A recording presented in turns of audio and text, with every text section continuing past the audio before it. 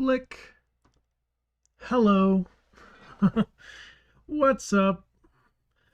Whoa. Welcome to the Detroit experience. Thank you. Thank you, Chloe. Appreciate it.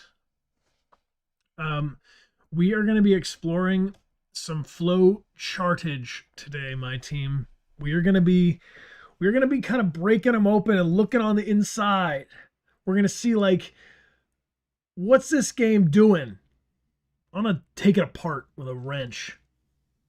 That's the plan. We are in the middle. We played like 80% of Detroit Become Human on Saturday and Sunday. We did not complete it because it would seem a little too much. It would have seemed a little too much to rush in the end of the game. So we're going to take our time with it because it is an exploration after all. 8 years after we started playing this game, we are finding new things and seeing new bits, and that is cool. That is cool. I gotta give credit where credit is due. If you can make something so complex, like, complexity is fascinating to me. But it's also a finite rate of return. I think there's a return on investment peak and then crossover, and it's the spending time in the space past where there's a return on the investment. Like, if 85% of players find these endings, so then you're like, well, why don't we just make 2 endings with the ones that the 85% pick? And then these other endings that like 15% of people get, that like you have to make that.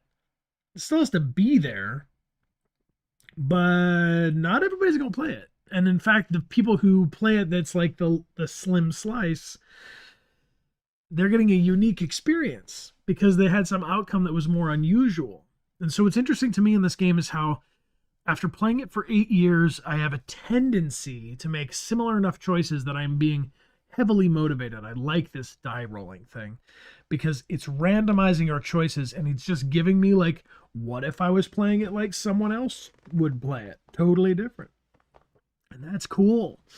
It's cool. I have talked to people about their playthroughs of Detroit Become Human, and everybody has like this very different reaction, but then also this favorability that the game spoke to their intention. Like, I think a lot of people feel like they're like really on the bicycle with Detroit Become Human. They're like, if you want to go this way, go this way. If you want to go that way, go that way. That's really, and so doing this random die thing is nice because it's making me do what Brian wouldn't normally do, which is like generally favor certain things. It's hard for me to be like, just be real aggressive and short, and then like completely other. I mean, Connor, you could make a Connor who's like so hot and cold, so back and forth, so empathetic, and then factual. Pike Greaves, thank you for the 5 gifted subs. That's very kind of you. Launching us off towards our goal. Amelia and I are doing a limited run of signs. If you want to get a signed print on our website, dechartgames.com, or exclamation point autographs in the chat will get you there, but we will be awarding them as a prize to the people of the town. Each time we cross over this threshold throughout the stream, we will do a giveaway of one to send it off to you to say thank you for joining us live, and you can pick out the print and have us address it to you and so on. We'll sign them live on stream after we get back from a convention in June, which is going to be Indianapolis. You're going to see us at Indy? That's cool, Quinn Savvy. What's the vibe check? It's Friday, Saturday, Sunday that we'll be there. And some different conventions have like different like days where like the thing to do, if I know ahead of time, I can schedule it, but often it's like the entire cast of Uncharted is here to talk about a thing in the room next door to you. You'll be sat at the table though, and sometimes I want to be like, can I just have the window where they do the Uncharted cast is all talking? Can I be there? And we could all go to see that, and then we come back. And so I think we're going to have a schedule announced specifics soon, but it'll be like, the photo autos and thing, the greeting. You like his voice? I like your voice, Pasta. I bet you have a nice voice. Bad Aim, that's a fun name. Bad Aim, 112. Thank you for being here. So, what's our plan for today? Why are we doing this? Well, this is Games Club, okay? So, why are we having prints on our website? Why are we having a mailing list on our website? Why are we doing any of this? Well, because it takes a long time to make a video game, it's turning out. It's taking a long time to figure out exactly. You got to begin with the end in mind. You don't have to have all of the things found out, but you do have to find a lot more things out than you knew. So it's humbling in that way. The task is very large, and I really like the fact that each next step in building a video game. So this games club is something we've been doing for a while, but we're gonna incorporate into it our like dev diaries of the Grand Prismatic. So Amelia and I we'll do like an official like dev diary #1, you know, give you like enough juicy bits to tell you about it. But the Grand Prismatic right now, we're just letting those of you who are already like in the know, the people who are like paying attention anyway, who want to be on the loop. The Grand Prismatic is a game that Amelia and I are developing for. Right now, the goal, I'm sorry, I can say this. We're developing the game for PlayStation 4, PlayStation 5, and PC. That's my plan. If Xbox, Microsoft wants to come knock on my door, we can talk to Switch in the future. But right now, my plan, I'm a PlayStation boy through and through. I deal with the PC because I have to stream, and there's a lot of good PC games too, but I play them on the PS5 if I could. You see what I mean? So, and there's so many people who got the PS4. So we will hope to develop it for Xbox too, but I don't know anything about that. The difference. I don't know about the difference in developing them. I think developing it in a console-minded way for PS4, I feel like makes it very plausible to swing over to Xbox. But that's what we'll know. Will we be casting? Yeah, we've been thinking about this. Amelia and I are very much approaching this game development thing from a actor-centric point of view. It's very much a group of actors in my mind that start the core of the game. What I really like about the games I like the performances, and I like the stories, and like I was saying, I like the feeling in Detroit when I'm like on the bicycle and it's like I want to do this or I want to do that. It really feels responsive, and that's super fun. So I definitely need that to be a core element of this game that we're developing. And the fact that we've talked about playing games with all of you and played games with literally thousands of people. We've played hundreds of games with thousands of people.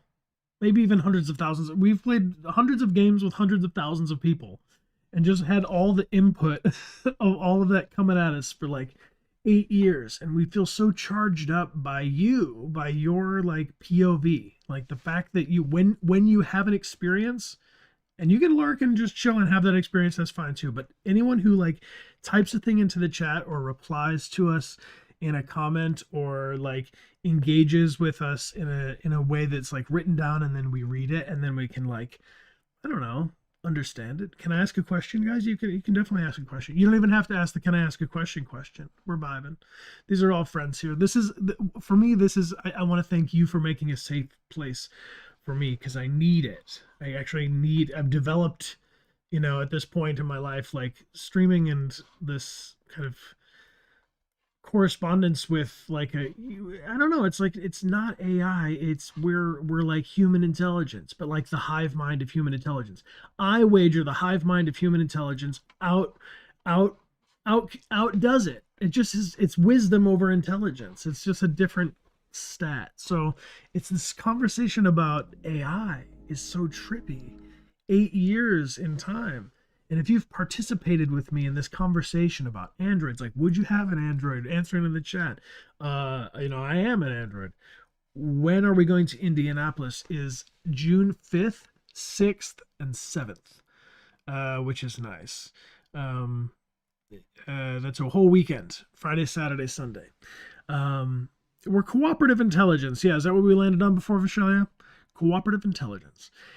Cooperative biology is ever present in all levels of the animal kingdom.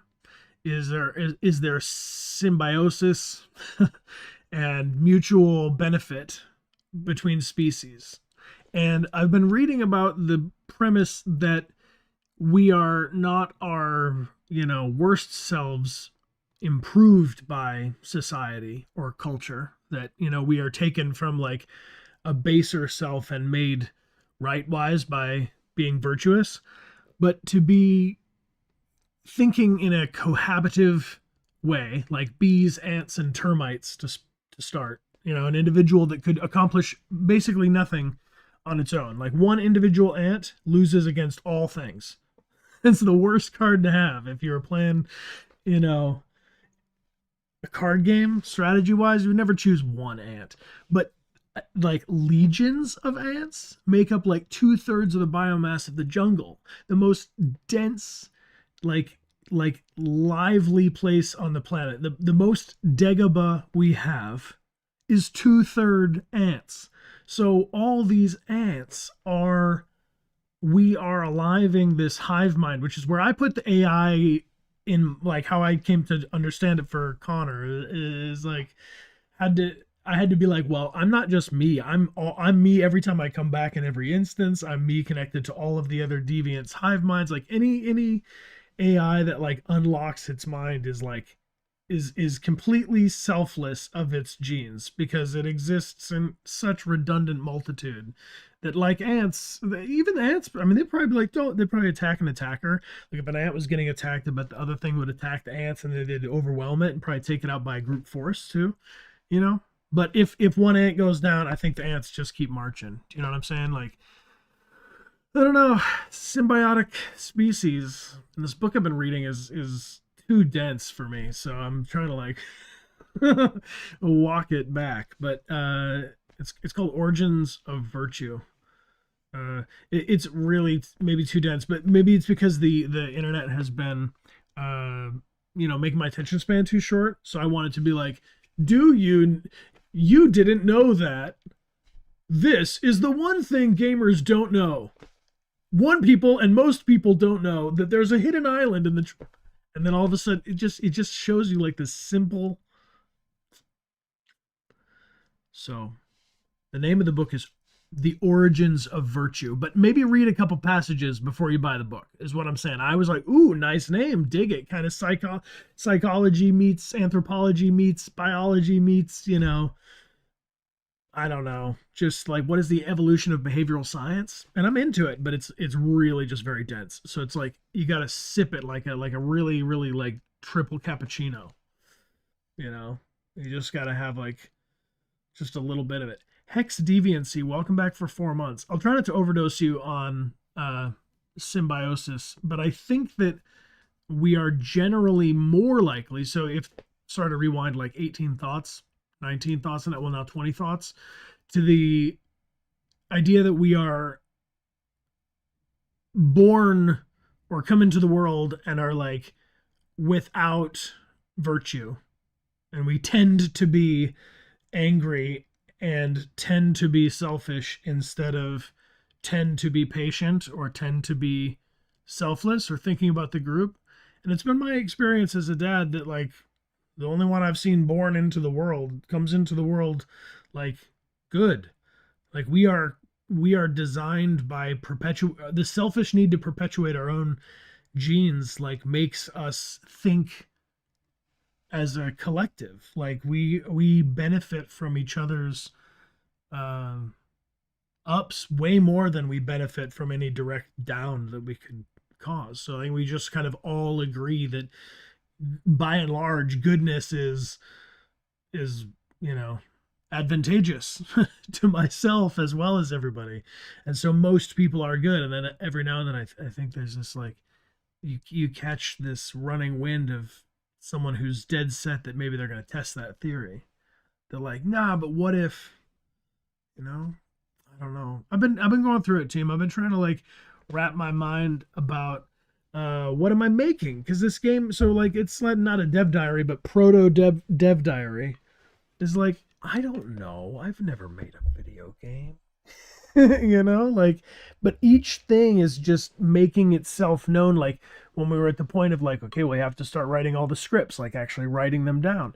Well, you have to have then a list of the scripts. So you have to know exactly how many scenes could possibly happen. Even if you don't have the script for that scene, you have to have the organization of the flowchart, and how does the breakdown of the possibilities of where the player could be, unless it's procedurally generated, unless it's something that the computer is giving you, like, oh, you're trying to dungeon crawl, let's give you like these kind of dungeons, and like it could be different every time, in which case you don't have to map it, you have to map what is permeating through.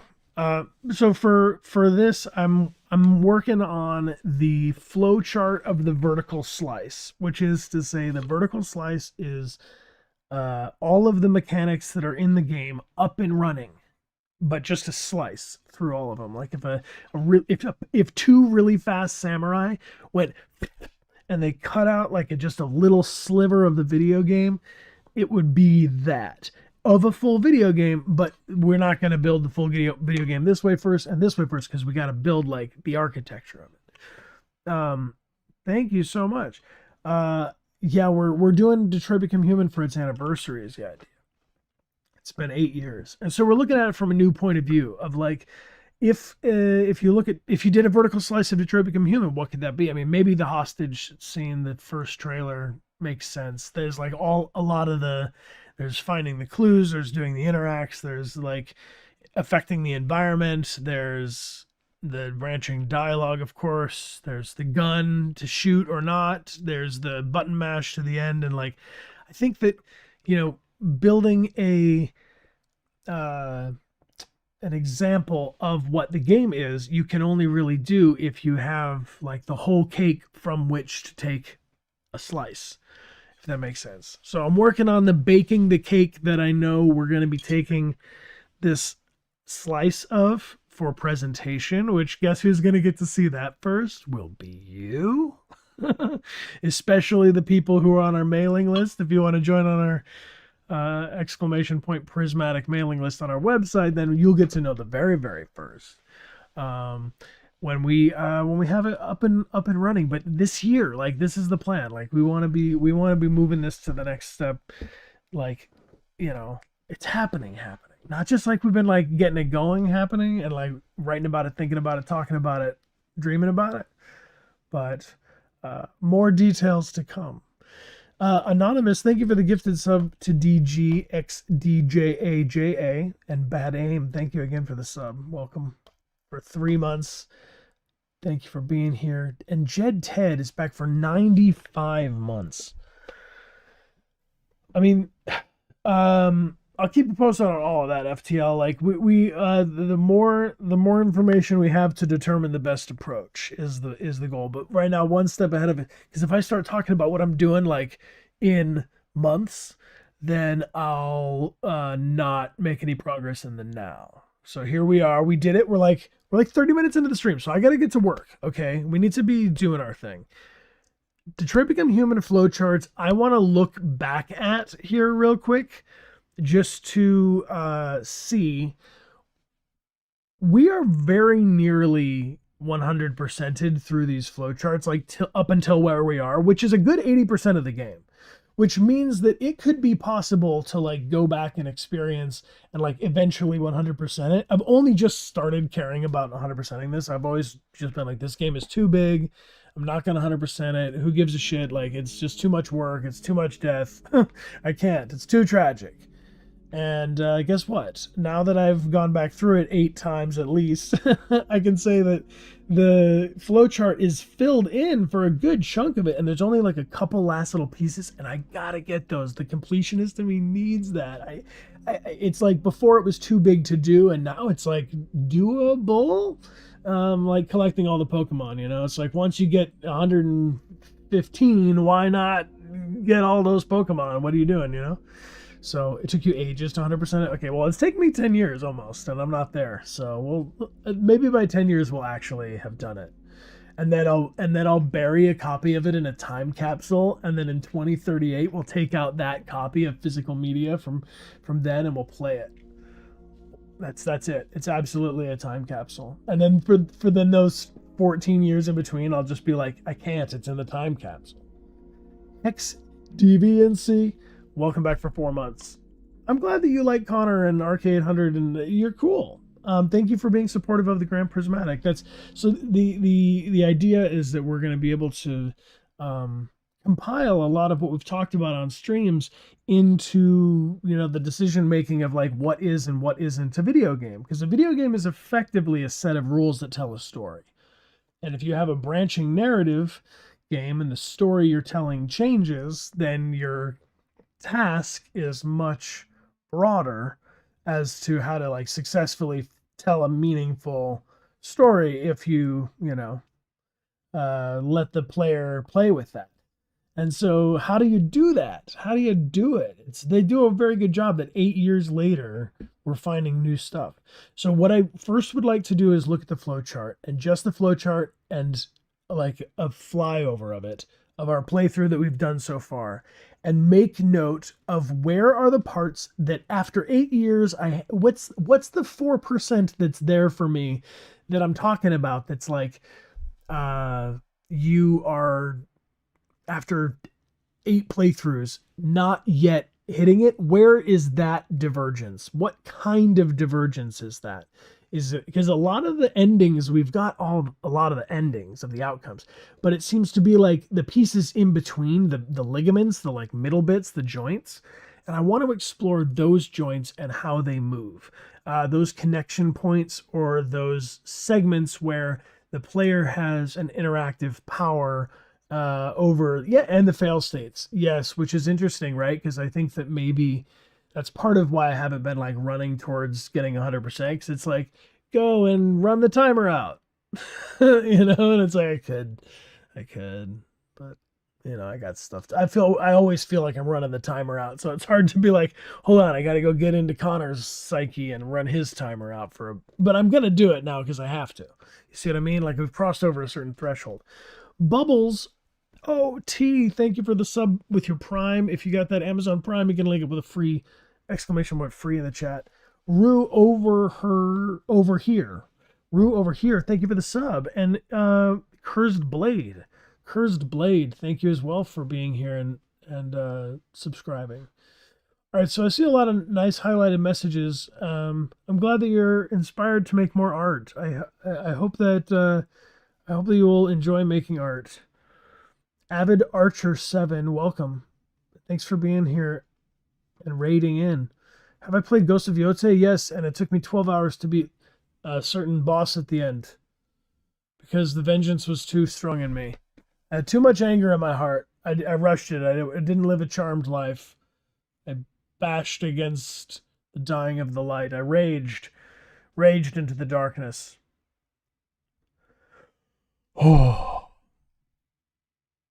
How did I personally start with game development? Amelia and I went on a walk together, and we said, if we're going to do this, we're going to need help. And we made a list of the people we thought might be able to help us. And then we had conversations with those people until here we are. And the first name that we wrote on the list was very helpful to us indeed. And you get by with a little help from your friends. So when is Grand Prismatic coming out? Oh, we're way ahead of that. But we are going to be able to share more and more, like the further from this point, the more I will be able to tell you with a greater density and certainty. Right now, it's like so nebulous, it's like I appreciate the enthusiasm and the interest in things like the cast or other things, but for now it feels like a little egg working to grow inside of the egg form, that if we want to be like cracking it open to be like, what's your release date? It would just, like be a yolk. It's like, it's not, it's a little chicken baby. It's like a little, it's robust enough that it has its form and it's being made. But we're mostly sharing with you in our excitement as someone who's like making a thing. Like, for all other things we do, for all other projects we do, we cannot tell you anything about it. And then when that game comes out, we will not really, like, there's certain parameters to which we have ownership. We participated in the game being made. But this is the first time that Amelia and I ever going, okay, well, if the ground plan of the game, if it's a blank piece of paper and then it's a game, comes from us, it's a whole new level of creative exploration and like challenge that's making day-to-day life much more enjoyable. It's making it better for me. Like it's I don't know, team. I think that life is like life can be a lot harder than it seems. Like sometimes life can feel like you're like, well, I didn't did I sign up for it being this way, And it's you did and you didn't, because my life is simultaneously way easier than I give it credit for. And so there's this teeter totter between, you're always feeling some feeling that like things are good, but then invariably it will have to be that you swing back to things are bad or things are at least worse than good. And so then you're on this like downward trajectory. And so I don't know how you all feel about it, but for me, I'm just kind of really stuck in this teeter totter of feeling great about it, feeling terrible about it, feeling great about it, and just kind of not the game, but just me. And the game helps me feel like more on the excited about it part. Like when now that this game is like the cat's out of the bag and like we can we're working with people that have to like write things down and send it to them and then they go like, okay, I got this, and then like do a thing. Like now that I'm like accountable to it being made and it's like being made in real time, then it feels like the endeavor of working on it is real. It's not just hypothetical. It's not just like, oh, someday I'm gonna take this, big long Word document and do something with it, And so like, I don't know, it's really a wild experience to have as a creative person. I just want to give voice to, if you like to make stuff, I don't know what you like to make, but whatever you like to do, just do that, I guess. Do you know? Does that make sense? Is that fair? Like, you're not gonna necessarily be able to do that for money. Like right now, I'm just spending a ton of money. I'm not. This is right now. I'm really hoping that we make it worthwhile. We can make another game in the future. But you know what I'm saying? You don't have to be paid to make your art to make your art. And what I love the most about my life in my friend group is that I see people making things a lot from themselves, like self-generating. They have a momentum of pursuing their own passions. That's a good way of putting it. Yeah, pursuing your passion or the thing that you're excited about. Like, what do you think about? What do you think about if you're just like with your own brain? Hardly we ever do, because I'm always looking at some screen. I hardly think about it anymore. I used to think about all the time. Just sit there and think about.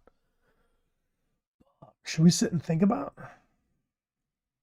What should we think about? Let's think about the flowchart. It's very true, team. There was a time before I could hear dial-up internet where, what do you think about things? Believe me. I could spend more time thinking about.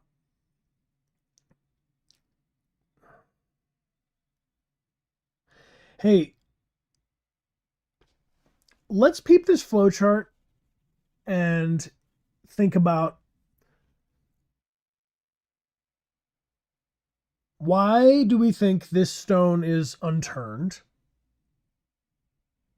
So we can like explore how the game is shaped at those points where there's even more chance I'm now using chance to uncover new stones, which is the last step before just directly looking at the map and doing what's next on the map. Perchance. Yeah, my mods I see are using the exclamation point caps command, which is what they do when they beg that you don't put all caps. It's like screaming in an elevator. Imagine you're in an elevator and or you're like in a small room, you're hanging out in like a train car or some you're in an environment, but not even in a huge space, and then you're just yelling. It makes it hard for all the others to vibe. So thank you for those of you who vibe especially with, just doesn't have to be perfect punctuation and capitalization, but you know. I got you, mods. Just see sometimes they're like exclamation point caps. Please don't. Caps. All right. No problem. Let me I will now read what is this game about. Um uh it's just, you also must know that I'm receiving sometimes like 9 questions at the same time that I could answer one. So sometimes people will ask a question and then become increasingly excited to ask that question when I don't know how to answer more than one question at a time.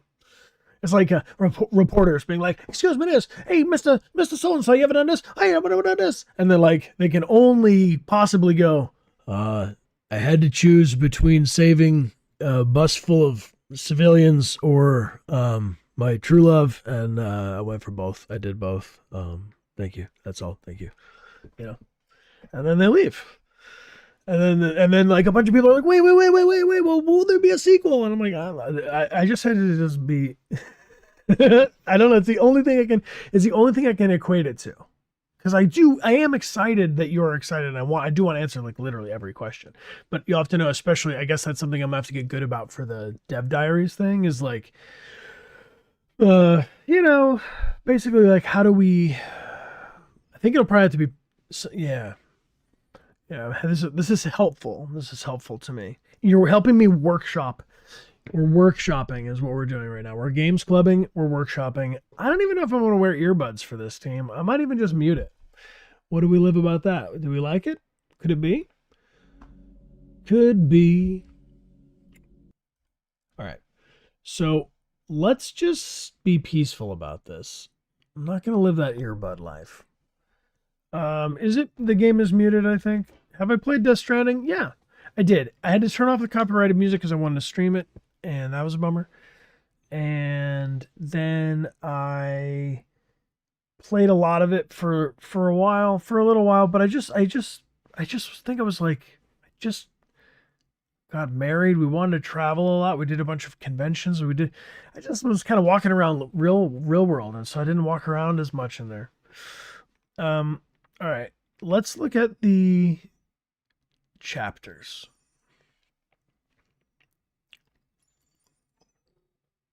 So the hostage scene is what I'm throwing out as like, maybe this was proof of concept stuff. Like maybe this was like, I just can't help but think if it was going to be a big project to make a big video game, like Detroit Become Human is a huge undertaking.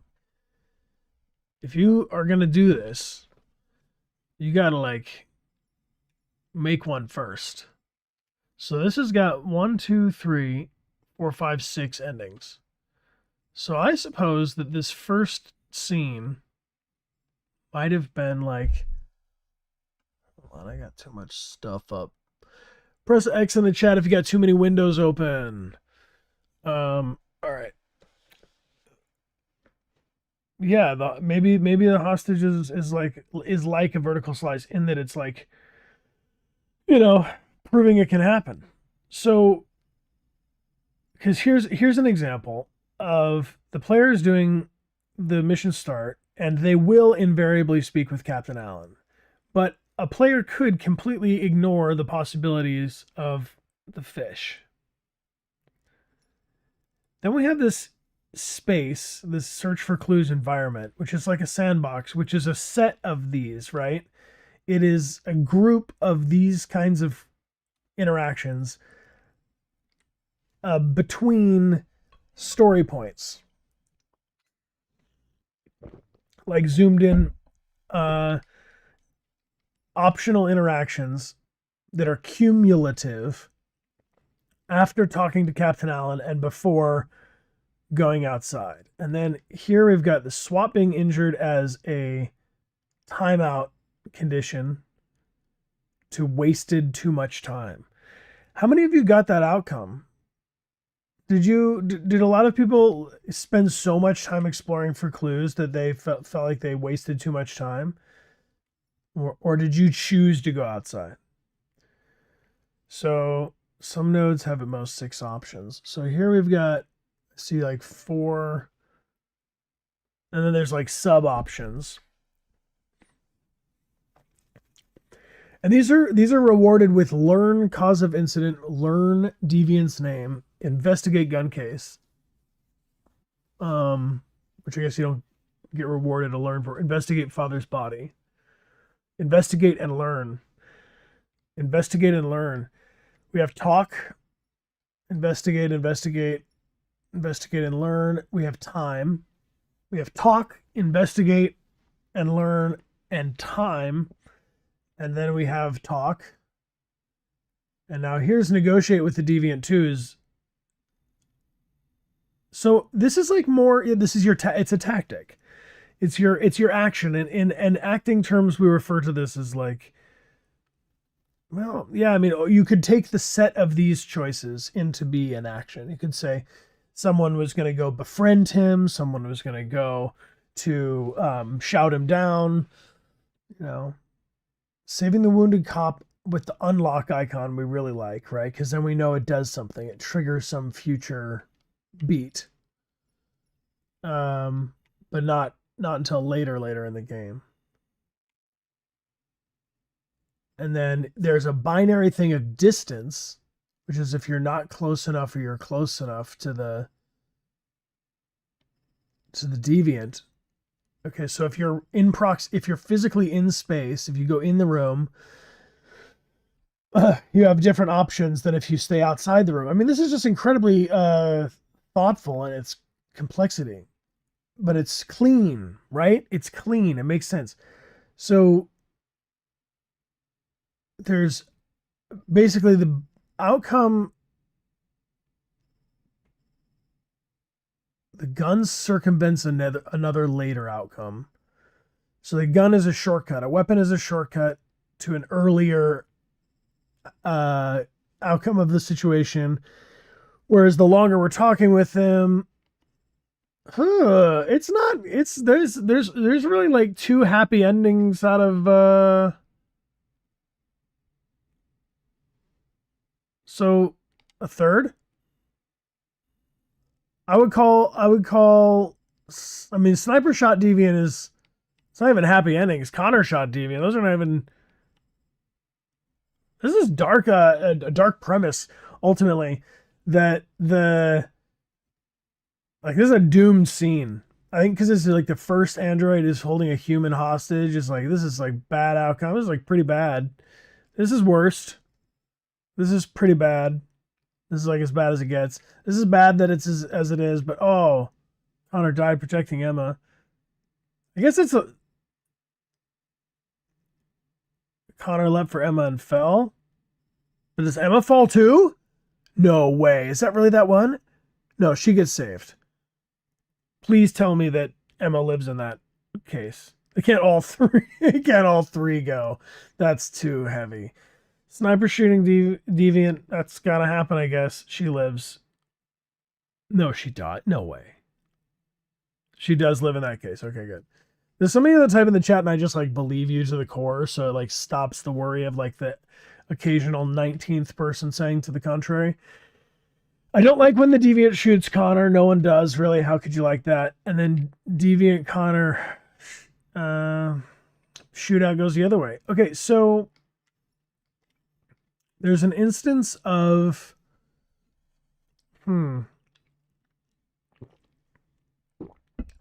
there's an instance of the 4 major nodes of variables with the clues and 4 major negotiation tactics. Well, 3, and then the binary thing of the copper no, where you pass him by. All right. Are you cool to let's go to the next chapter and just kind of flip through real quick. Shades of color, we've got everything. I'm going through Speed Town, but we've got optional finding of the lore. This is like the fish, a sidecar thing that you can know or not know. A mini beat of finding a clue and then staring at the hot dog getting pushed. Getting pushed by a guy with a hot dog is just so much to handle. We didn't deal with that last time. We stayed out of that. Listen, watch.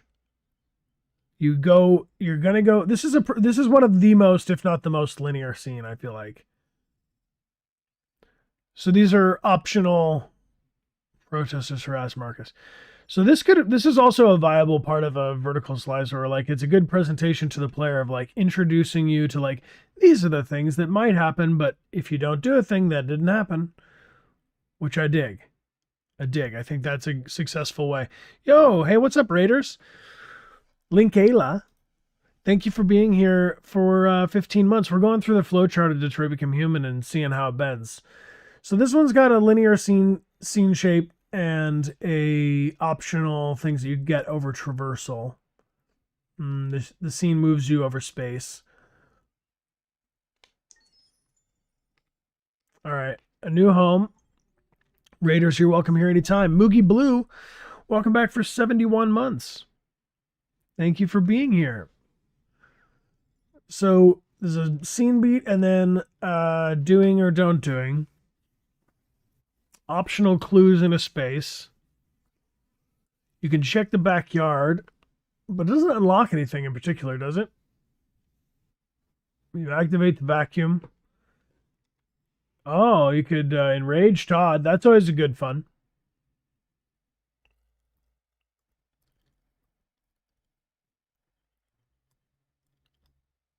Yeah, I don't want to enrage Todd. Take out the trash, go upstairs, up and down, and then here we are with different things you can do in different rooms. And you're seeing a gun or discovering a way down when ventilating the room. So this is going to give you options later because of your investigation now, right? Chicken nugget is burnt. Welcome back for 9 months. Not gonna lie, I kind of want to eat a chicken nugget right now. Faye girl, thank you for the 100 bits.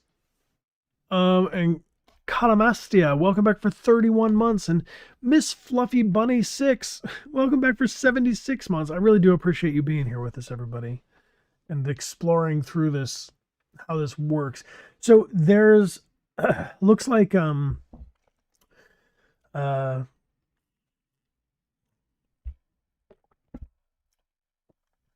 the discovers, like, sees the gun or discovers a way down, are 2 moves in. They're deeper, but they're so they don't have the other things in Todd's room to clean listed here, right? There's no pick up the magazines, tip up the gun. Yeah, thank you for your English in the chat so our mods can read and respond. I think that's interesting. Cleaning Alice's room. So they're just highlighting the thing that has a deeper node. And then it kind of populates the room with other things that are not as story rich. Or not it populates, but they built the room to include those other things because they're not important to the branching, sure. But it feels way more lived in. I'm just thinking in like total clues in this space. It's not that there's 4 things per. It's that there's, you know, kind of 4 major impactful choices. Talk with Alice and get this key or open the box or no, which we didn't do this time when we finished cleaning. So that was just like getting a little taste of the story beat or no. So that's really interesting to me because to me, every time I've ever played this game, I feel like I saw the right amount of stuff. Like you're self-editing by not necessarily going all the way down the do. This is pretty linear with and without the reaction. So here's a first response to the game. Either we got roughed up and they messed up our clothes or no. And Carl is responsive to that.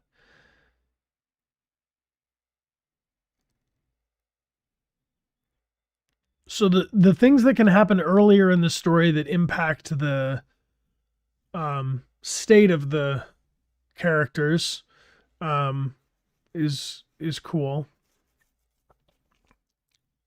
And the shorter the timeline between cause and effect, the more obvious, but maybe more rewarding in the long term. I think there's something like if you get roughed up and then you come in and he's like, "Hey, in the last scene, your clothes got torn by a character who pushed you," and I'm like, "Yeah, that did happen," but I don't know if it goes like, "Oh wow," in the way that when you're at Stratford Tower and the cop that you could save on the roof of the hostage scene is there being like, "I never thought I'd say this to an android, but thank you for saving my life," like, good job. That feels rewarding for its delay, I guess, or maybe it's just a bigger thing. Saving someone's life is a bigger deal than getting beat up, I guess. We could play chess. You could read a book. You could play piano. And different ways would give different scenes. And so this is like a nice little flavor of, kind of how the personality or the relationship between Carl and Marcus could be.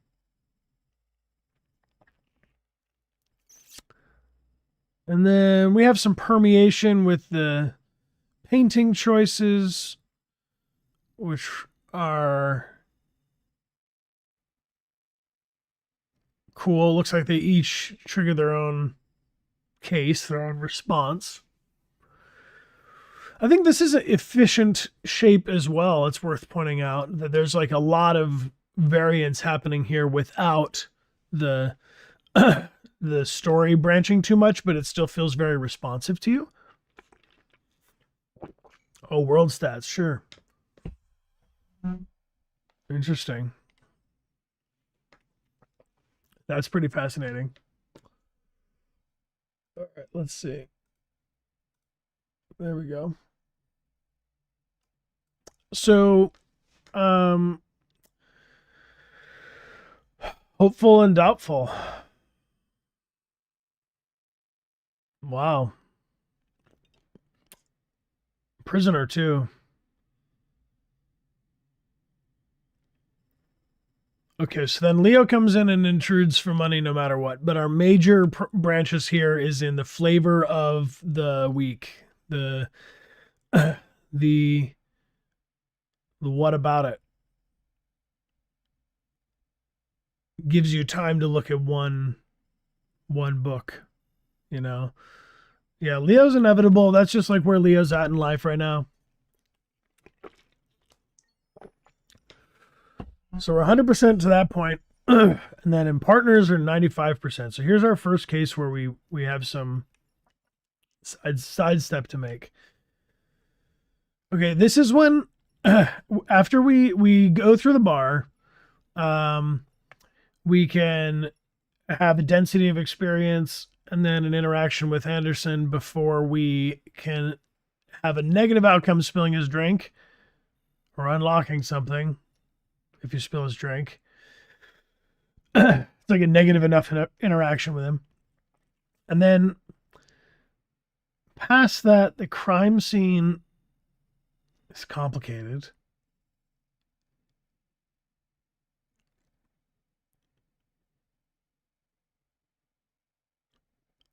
All right, these are all analyze, and then reconstruct beyond.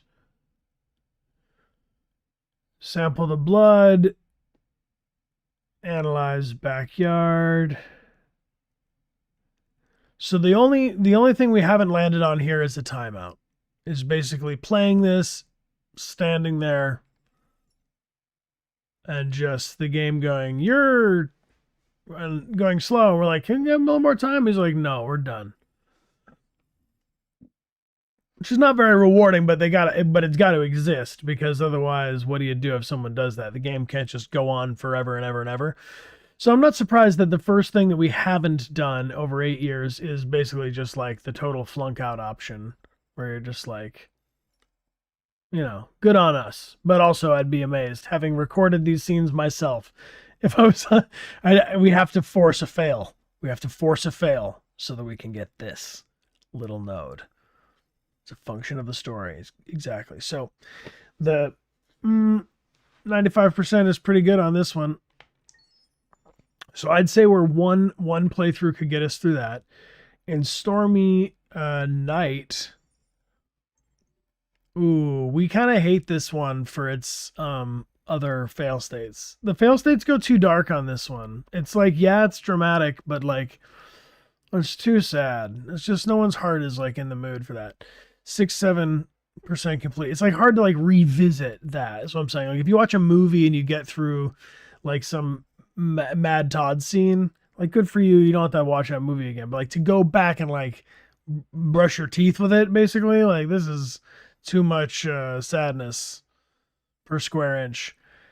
Kara becomes a deviant, and then there's something there. This is going upstairs, and that's I guess not going upstairs. Here's an instance with the gun being seen in the previous scene in the scene before. So this one's going to be hard to get. 67% completed might be hard. This might be hard to do. Because we got to fail to get to Alice before Todd. You gotta go like this is like the darkest timeline. I'm even muttering through it. I just if they could evade Todd, that'd be all right. This is presumably not evading Todd, which has got to be bad. This is they fought their way out. This is they fought their way dead. This is they didn't get out and escape from Todd and didn't escape from Todd. So you can not escape by Todd, or like not escape by Todd later. Ugh. No, thank you, dude. I get it. It's dramatic. It's really dramatic, but it's too much. I would take a shootout between Connor and some other deviant and have them have some cool battle that is life or death, but it is precarious. And I'm not sure. It is invariably bad. So it's like no matter what the outcome, like the whole shape of the story can stick. There's still motivation throughout to get away from Todd or to get away from having killed Todd. Coming after the party is a linear thing all the way through dealing with Leo. We can check the studio with or without Carl. There's bad news bears no matter what. No matter what, there's going to be a bad sitch, and that's just ill fate. But we got 100% of that one. Interrogation, we've got 100% of. This one is worth looking at because it's extra tasty. Is it extra fun, this one? Because this scene only exists if you found the deviant in the other scene. Like, in the beginning, there was not as many people that had played this scene. Like, most people had played the game. You'd have to have been successful in that one scene to get to this. So like people didn't know it as much yet. So I feel like this is sort of a hidden scene given to you through success, right? You would say that the interrogation scene is the true start of the game. Yeah, there's a certain amount of like getting to know how to do it all. Who are these characters? What is the story getting here? And here you're actually doing the thing. Analyzing and reviewing the photos and choosing an approach. Here again, we have these stacks. So this stack of 4, I recognize from like Marcus choosing a book or, the outcomes of what are you doing in Carl's place, painting wise. I feel like there's a lot of value in those. Those look very like story rich for minimal flow charting. They give you the very different sub question. This is fascinating.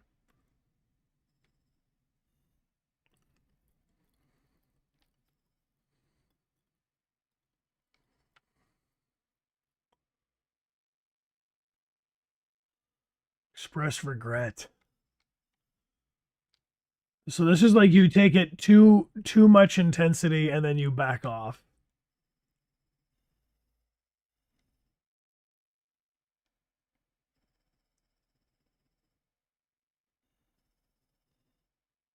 So this scene is also shaped in a rising, this scene is shaped this way. It's always ramping up. And so it's up to the player how to escalate or de-escalate that. It's interesting. Whoop, where'd I go? And then there's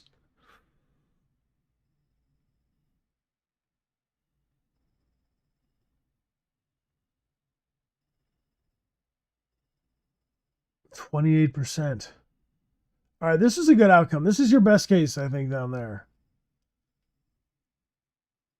Well, yeah, definitely. I mean, this is my least favorite. This one's real bad. A lot of people get that. Wow. Okay, so is it possible? Is it worth saying? Is it worth mentioning that the ratio of people who got the worst ending and people who got the best ending, there's some balance here. Look at these numbers over 8 years. That's fascinating. That's fascinating.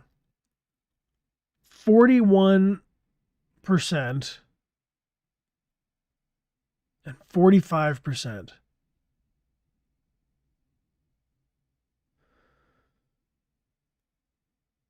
Yeah, it's a really tricky thing of doing this math. Okay, so Android's got to trust Connor, which unlocks the ability to have this, which is an immediate immediate success because you both succeeded at the confession. Or no, you could have failed at the confession and then Chris intervenes anyway, right? So they're cumulative. This can happen and then this can happen. They don't negate each other. He can also go back to the cell without him trusting you. He can.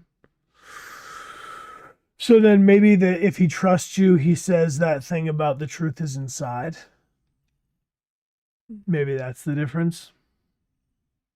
Velerqui, welcome back for 8 months. Thank you for the support. And House of Gold, thank you for the cheers.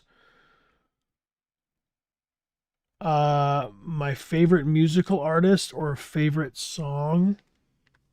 It's a really, I don't know. I don't know. I might just be too indecisive a person to have a favorite song. I don't know. All right, so that scene, we've seen all the scenes.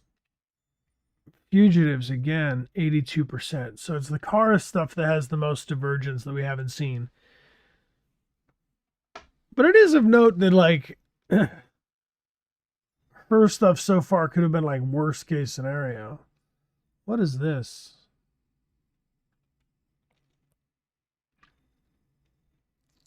Kara sleeps next to Alice in the abandoned car. So this here must also be a fail state.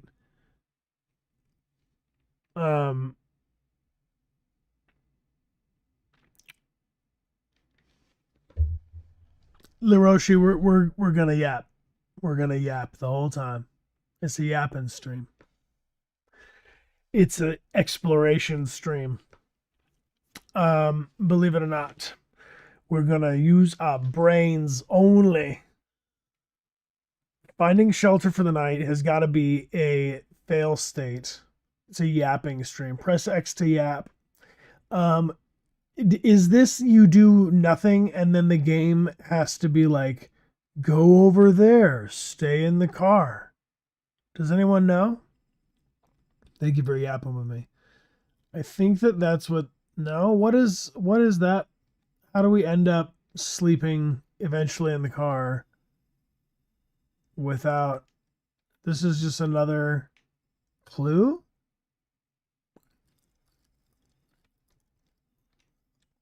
And then you got inside the market as a hold up or node up. In any case, we get thrown out of there. There's no good way to just go in there and, or we can shop and leave, but it's not that interesting. Again, I think these are all timeouts. So technically, we could just run these scenes in the background and mow through it. But we are doing a playthrough where we're finishing on Sunday. So the reason why I'm not going to play anything is because Amelia's not here to finish the game with me. So I'm yapping instead of ditching my wife, which I think is pretty good as a plan. So we've had all the different endings of this one, except what's going on there? This is some other thing that we are not finding. Apulicious, welcome back for 86 months. Thank you. And Vicly Gaming Chic, thank you for being here for 91 months. 91 months and 86 months. Thank you so much for being here. Oh, if you steal candy or you steal a toy, you can give it to Alice, so that Alice is pleased that you are extra nice. These are extra niceties, which come from crime, so I don't do them. But if you're gonna give the toy to the kid, so that then later you can be like, look, I did it. I stole the candy for this child. It wasn't for me. I'm an android. I don't eat candy. And then maybe they'll let you live, but not likely. I don't think stealing as an android would be a safe choice because look at all this. They don't give a shit. They just come into a room where they walked into a room with guns drawn where there was some upset, and without asking any further questions, shot and discarded this dude. That's insane. That is insane. Analyze, self, repair legs. This one's going to get us pretty much all the way straight through. There's another pit of exploration, which options you binary outcomes in some cases. You can dig yourself out of a crane dump of bodies. Doesn't seem great. Climbing out. Get out of there. You want to get out of there. Raven Wing Dragon, thank you for the gift sub to Yap Yap.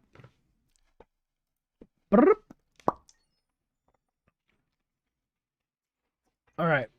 So we got one timeout case for Connor and 2 fail states for Kara or more. What's here and waiting for Hank that we haven't yet uncovered? Hank did not get a lead. So we have to have...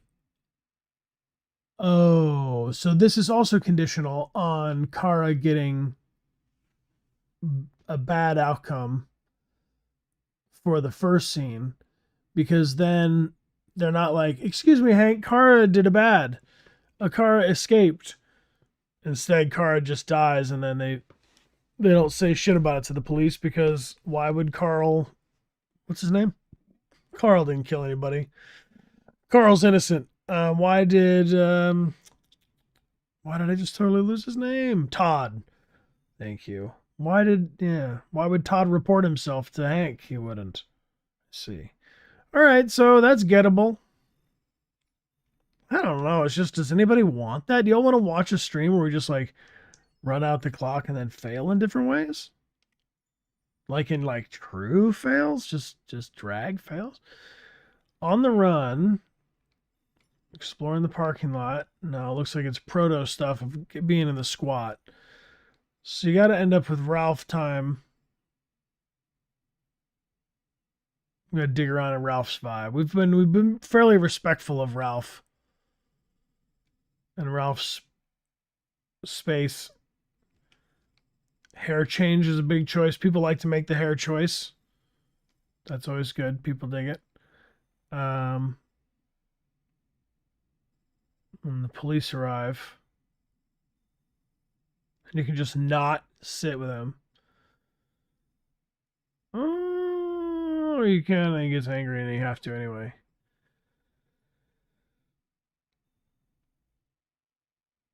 And there's more to be found in Ralph's place. Okay, so this is very Ralphy, but then no Ralph. Then it starts to really spread out. This starts to get intimidating here. Like this is two different paths.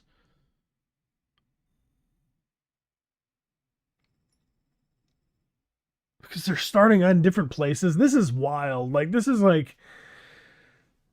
wild.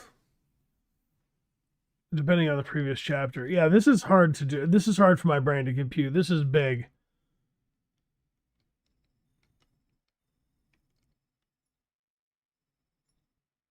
But the inertia is the same, so they're all the lines are moving in the same direction.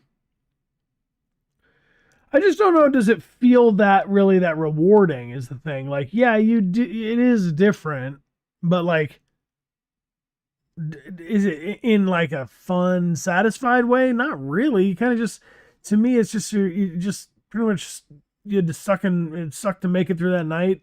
But I don't know if this is like I don't know. Maybe it only feels like not different enough upon like revisiting. But I guess I'm not like super compelled to be like, oh, but what if I slept in a different location that night? Do you know what I mean? Like as far as all the other things that the branch in the story, there's so many like juicy, rich things that for the complexity of this, I just think she's gonna change her hair either here or here or here, right? She's gonna remove her LED no matter what. Does she have to remove the LED? We're gonna finish the game on Sunday, but just I'm thinking from a game design point of view, this feels very dense. Being in the three different wake up places, maybe the density of it is alleviated by some similarities of like what Car is doing to be going under disguise. So maybe they're like, okay, well it's a matter of going under disguise, but how and where? Yeah, she's got to remove the LED or they'd. It's a tricky stitch though, because there's so many androids that look like her. They'd just like assume she was an android anyway, wouldn't they? LED or no, they'd be like, "You got the face of that whatever model, the AX400. Aren't you that one?" All right. Well, I'm seeing how it is. Jericho, we're 96%. So what's this here? There's there's some piece of investigation that's just eluded me for 8 years. Must be like go around a corner and find a magazine or something. It's an android body. So basically, it's like this one specific. Yeah. So there was one body, android body here, and then there was another one. Okay. So he could have a greater sense of dread in the approach to Jericho. Basically, like on the way to Jericho, some other androids were found and destroyed, or the sentiment is bad for androids. There's another android body here. So it must be, if there's an android body here, an android body here, it stands to reason the path is lined with android bodies. What's this? Read on the run. So the magazines or the lore here, uh, how highly do you prioritize the magazines and reading through all the articles and stuff? Because this is a very nutrient rich node that doesn't change too much story branching. It just depends on the perceived time limit, I suppose. Yeah. Some of you say just for the flowcharts, only if you want to get 100%.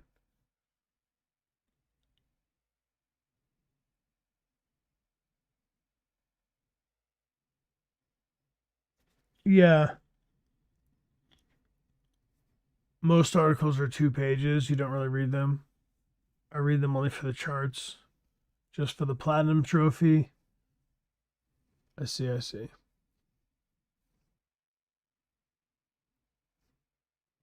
I see, I see. All right, well, this is very intriguing. Uh yeah, then there's so it's just the one body there. And then we go see to our people.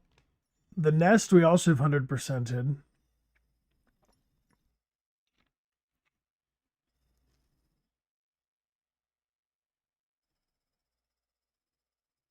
Some branching narrative nodes.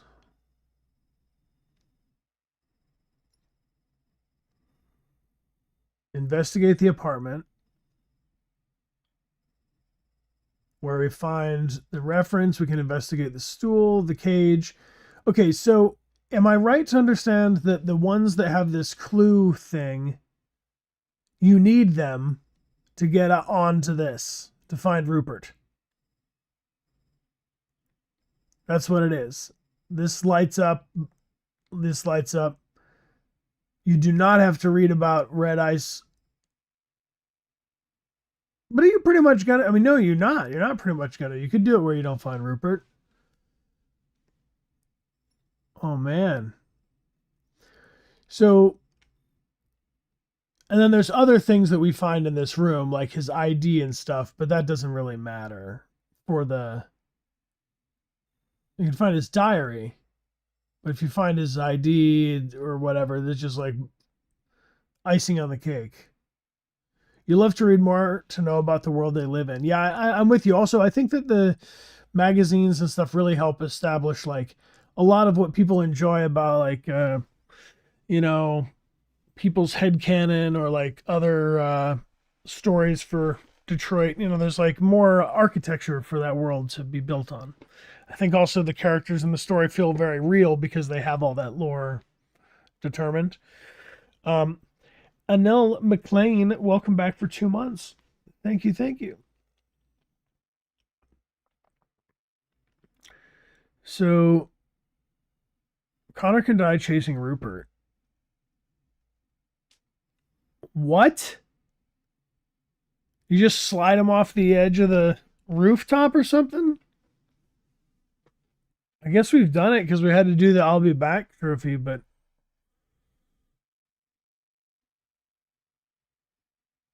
the thing is that they seem pretty. There's 5 endings here, I see. Or no, 4 endings. Because this is Rupert not found as a fail state. So if you play a chapter of Detroit and you get one of these like fail states, it impacts the story, but the story still happens. Like you didn't find Rupert, you didn't find Shalon Being, you didn't find the Tracy's, Bluehead Tracy, let's say. You could still do that, but you know, uh how don't you know that that's literally you? Because I made this a long time ago. And there's a lot of different choices. And I didn't and if anything happens quickly like the character's dying, it's like if you're not there to die, you don't even know. I don't know all the stuff that they like how long does it take for a character to die? Not that long. So if you don't have that page of the script, anything could happen. You know? I only have the scenes that I was in, and I didn't do every, like connecting piece. Like there's stunts that I didn't do. A lot of stunts, like the actual fighting and stunt, the coolest stunt stuff. I said many times over as a stunt team. I would be like, they were like, this is after you get your ass kicked and you end up on the ground, or this is after you did some awesome fighting, and then you stand up on here, you know. So for dying, a lot of the deaths I didn't do. Some deaths I did do if there's dialogue close to it, but it's I think in the nest he's probably just running and then he just wipes out or gets hit by the train or falls off the train or something. Yeah. Yeah, if you try a shorter message, it might go. Hey, wait, what? Welcome back for 21 months. Thank you for being here. No, I did not jump onto a moving train. But it seems like I did, eh? Seems like I did. This scene is another okay, we got dialogue. exploring.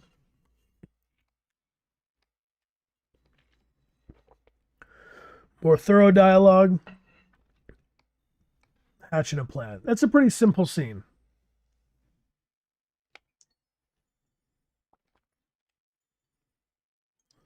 Ugh. Again, Zlatko.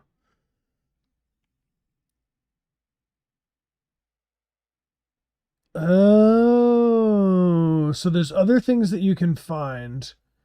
It looks like you can be pretty successful if you get your memory wiped by Zlatko and you have to get you have to return your memory to you. We found 1, 2, 3, 4, 5, 6, 7 over so many playthroughs, but there's still 4 other things. So they made it nice for you to find enough clues to get up and out. That's probably a compromise, but it seems like there's like double the amount of clues you would need at least to get up and out of there. Kara remained reset. We've done, or she recovers her memory. And or you can go into all these different rooms and spare and kill fellow androids.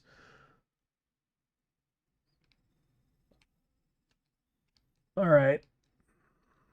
And then we talked about these. Oh, man. So here, you can hide under the bed or get spotted. Which we got spotted. Chase started. So these are like places to hide and other ways to go around. But we're either a successful or failure. And this is other things you can do in the meantime. Going through the corridor. There's some more scene work here, huh? So I don't know much about this scene. Hiding. Different places to hide. Yeah, I've always been more about moving in video games than hiding. Hiding seems like it weakens your position. It just lets you get, I don't know. Luther joining or bang bang. I just don't know that the internet's ready for me to do the like worst case scenario for Kara playthrough. You know?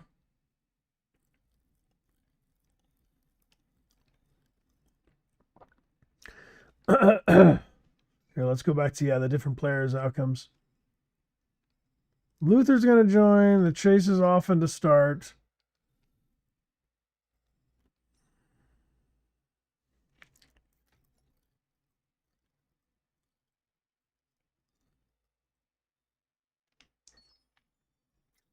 All right.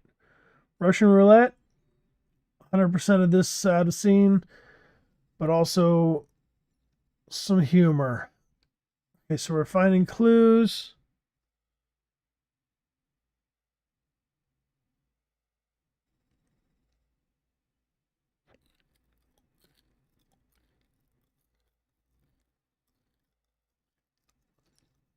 Yeah, but the android bear is like a poor consolation prize for enduring perma's Zlatko, you know?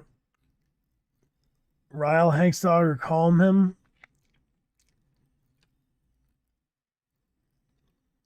A distant attitude or understanding attitude. POV.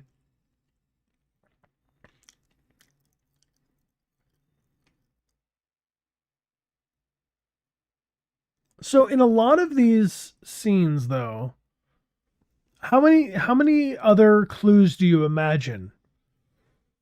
What's the proportion? Like in this wait for Hank, learning Hank's interests are there.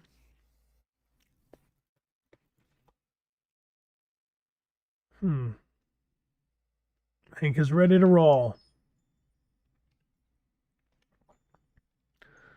Spare parts. Oh, we talked about this. So spare parts, we need to resume this. We need to do something besides hide, I guess. More hiding. More hiding. Is it going to be the hiding playthrough? That's what it's going to be. If we were to find the other paths. Did a lot of you hide? Do you have memories of like hiding a lot through this game? LA Noir is a good example. Okay.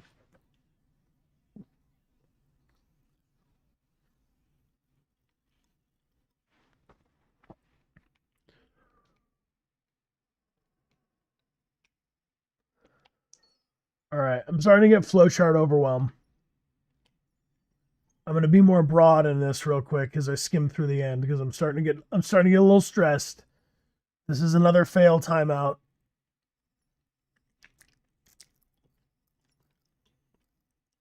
So we just failed to find the blue-haired Tracy's. The 9-year fail run? That seems horrible. Ugh. But you know what? If we could get out of the... All right, then the Pirates Cove we got 100% of.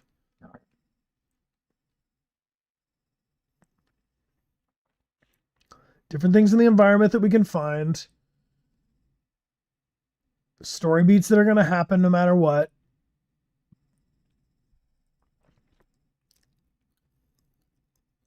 Different clues that we can find inside of the environment.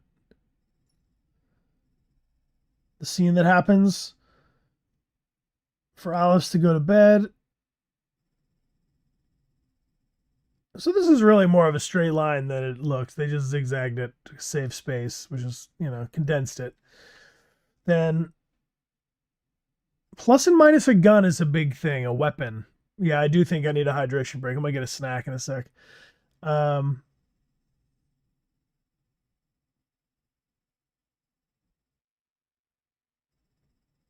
warning shot to the Jerry's, Thanks, Costa.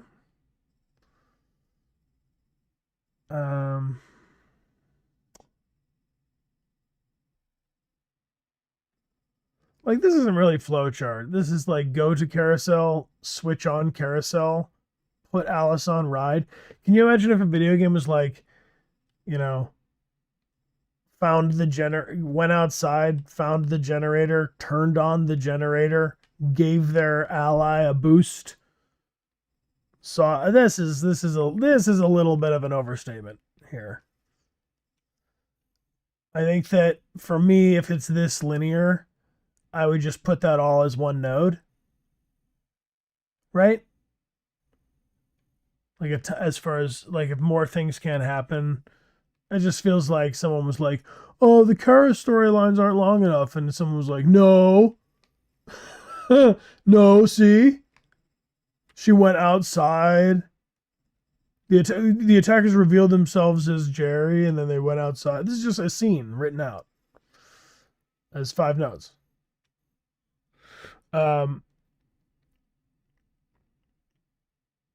The parts that I find harder to replay are the parts that I find too much violence for my taste. Is really actually the case for all this. I'm gonna pause real quick because we're like more than halfway through this game, and I'm just brainstorming. But the replay for completion is different than replaying it. So like I definitely think this is a great example of a game, and I love games you can replay like Detroit Become Human or Until Dawn that you feel like you're getting a very different run of it. But the more I play those games, then there comes like a diminishing point of return where it's more about the completion of seeing how many different paths it has and less about, you know, feeling it. I guess when you play it the first couple of times, you feel it more, I think, because you have like a visceral response to the surprises ahead of you. Now I'm really like kind of feeling more comfortable, like go under the hood and look at it, think about why is it shaped the way it's shaped. And so for me, the ones that are harder to go back to are the fail states where the threat of it happening has to be there. It's only fun to escape if you might get caught. But to go back and 100% the way I went back and I got caught there, it's like just too hurtful to me who wants to play the game to not get caught and get escaped to go back and like deliberately have to run and pick up all the ends. So that's like why we haven't yet over 8 years gone and been like, oh, then we get beat up this way, or oh, then we get a timeout answer this way. Have the game just be like womp womp, blip blip, blip. you're losing. You know, it's just like hard to like be like, hey, happy 8-year anniversary. You know. So which I guess is what I'm looking for in the branching narrative question for our own game is like how do I have alternate paths and things that are happening different so the story is changing, but that it's not on such a good and bad continuum that the B side of the track is so like can be hurtful to get. You know, it's like, oh, the child is dying, you know. Oh, the other path is the kid gets flung off the roof. You know, it's like hard to be like, give me the kid flung option. You know, you're like, you're trying to avoid that happening. So for the branching narrative to happen, of the thing you're avoiding to happen being life and death is can get dark fast, especially in the big scope of the full game. But this has been about an hour and a half of good games club brainstorming. When we come back, and so this is like last call, we have a Discord channel which has a list of all of the games, and I have posted on X, TikTok, and YouTube, as well as Instagram, the next games that we've been most considering. So we're gonna like put these games to the test and decide here and now together what are like the two that are getting polled on Sunday's finale. And we will then decide with everybody who's live with us on Sunday when we play the finale of Detroit Become Human for its 8th year. And then if time allows, we'll go back into Directive 8020 or continue that when we come back. Mew Memento, thank you for the gift subs to Branches and Brains. I appreciate you. But yeah, is it going to be, you know, here I could just drop this on you right now. And then we'll take a little hydration break to give everyone equal footing. Oh my gosh, Oliver, I can do it. We have the technology. All right, let's see. Thank you, friends, for being here with us and spending time. Whenever I look to the side and have a here we go.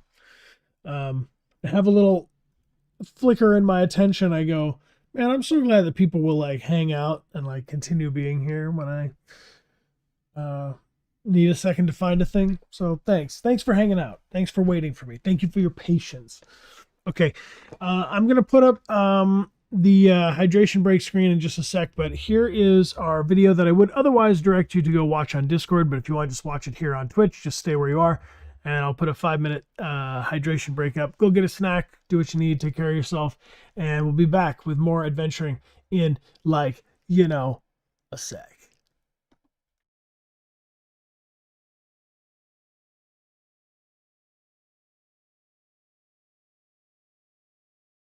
This is going to be the summer of story. And we need your help to decide what game should we play next. That's right. Which branching narrative game on Twitch? Heavy Rain? This is going to be the summer. After one of our usual sessions, I found this on the floor. It must have fallen out of his pocket. Ash, I want you to assign every available man to finding Ethan Mars. To keep an eye on the train stations, the airports, the bus terminals. I want every cop in the city on his ass. Life is Strange True Colors. I know what other people are feeling. I can see these auras around them. If they're angry or sad or afraid, I feel it too. When I focus, I can even understand why they're feeling it. And if somebody's feeling something big, it infects me. The Telltale Walking Dead Season 3. I should have told you this earlier. Why didn't you, after all we've gone through? Keep going. They'll open up. Until Dawn. Oh my God! What was that? We need to go get help now. Could you live with the consequences? Or maybe some other branching narrative we've never played before. Let us know.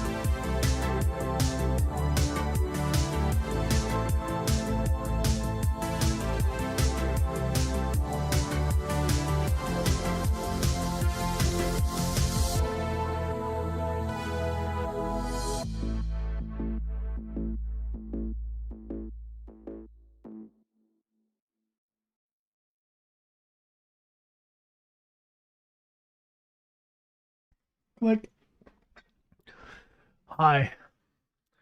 Got some rather wilted grapes here. Do you ever feel like these wilted grapes, but they're still grapes? So you eat those grapes? I don't know. I don't know.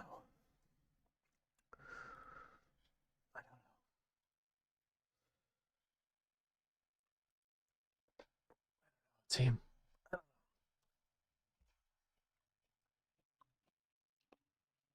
Okay, to speed through the flowchart is wild to say because the flowcharts are going to get more and more complicated. But the completionist in me just wants to look at them all right now. So let's say, zooming through. Whoop, sorry. For the bridge, got a magazine or no? And then we have a branching dialogue options available because of the photo. Then we have a reaction to the gun being drawn on our head. And then if you're cold, I guess it's whether or not the Hank relationship meter gives you this outcome.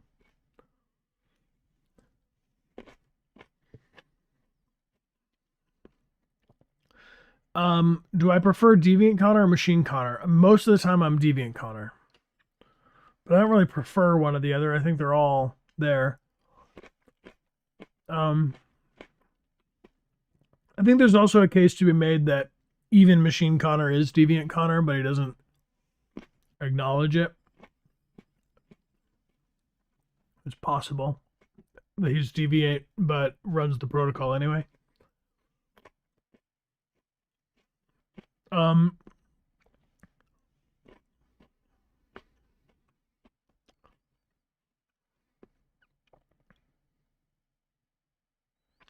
Got it. Okay, Popsicle, thanks. If Hank likes you, he doesn't shoot. So that's a test whether or not you've passed his vibe check.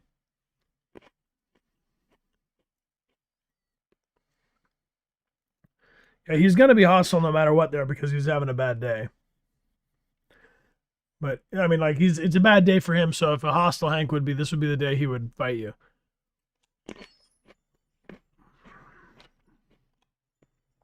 All right, Stratford Tower. We've done almost everything. I guess the listing out the beats just kind of helps establish like the timeline so you can find your place. Because if it's too truncated, then it would just be like Alone in Ferndale and Stratford Tower. But instead, it kind of like gives you the connective tissue. Back in Jericho, Marcus explains his plan. Okay, and then Stratford Tower.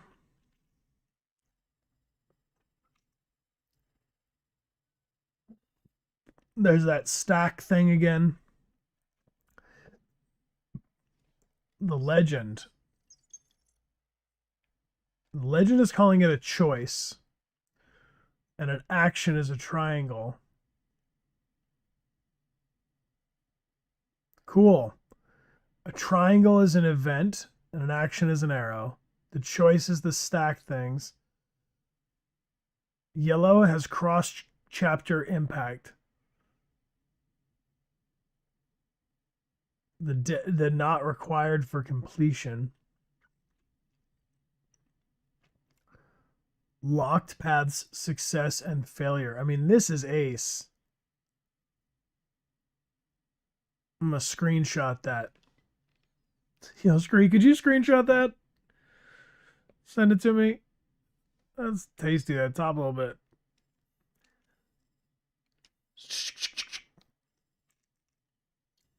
Brrr.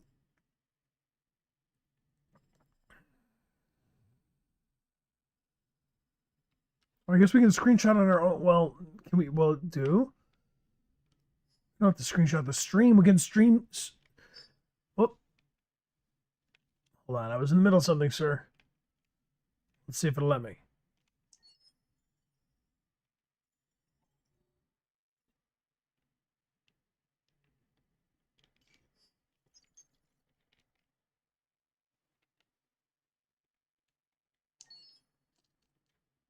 No, no, no, no, no, no. I'm gonna screw something up. I'm leaving it alone. Public Enemy.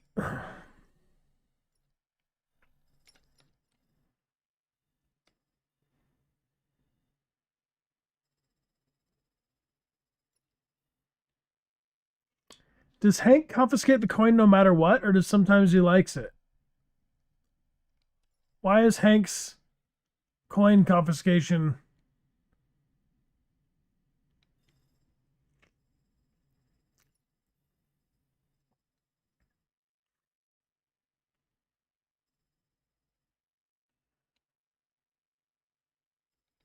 Well, yeah, I'm getting at, like, I'm not sure why.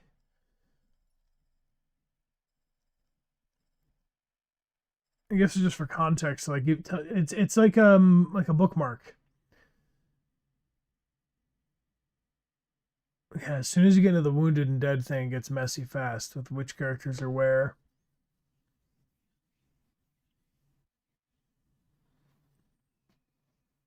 And so that if people are killed, they can be analyzed or no. Investigating the broadcast room. This room does feel very dense. This room feels like it's very full. I've always felt.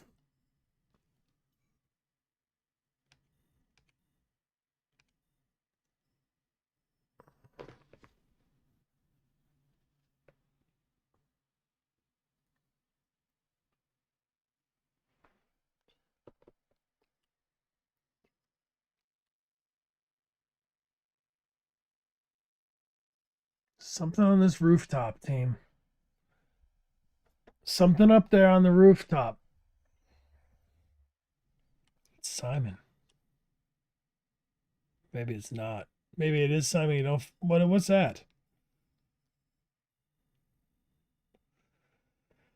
I think I enjoy playing The Last of Us 1 more. If Simon, that's a dead Simon, yeah. Okay, so here when it comes to our endings, we've got. I bet also adding some of those nodes helps to space it out so there's enough room to put all these endings in a pretty way. Massacre prevented.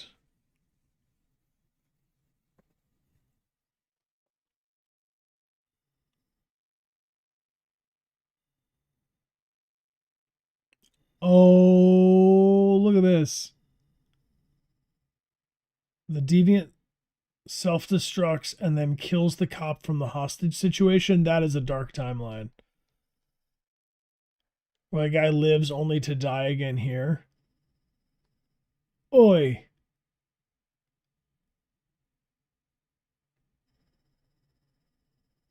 So that's, I guess, if you rush him and then fail. A poor fate. So he can have thanked you for saving his life and then immediately. There's a lot of variation in the last chapter that would affect this one. Yeah, they're kind of like a pair of scenes, aren't they? All right, yeah, we can go into the list of other decision-based games. We're so close to the end, so let's. Okay, so this is like Midnight Train, Going to Roses.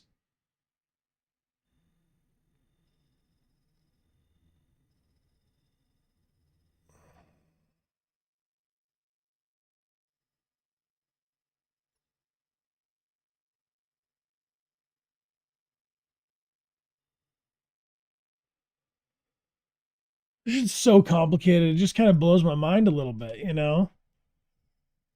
Like, I get that all these things happen, but it's just wild that it exists on paper like this beforehand. It's cool. So there's a good number of things with this policeman that I don't Policeman not fooled is not a good outcome, but that's what's going to happen.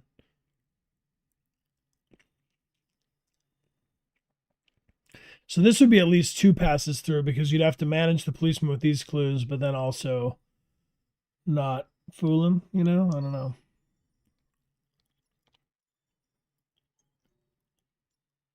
I'm never going to 100% this game. It's starting to get overwhelming.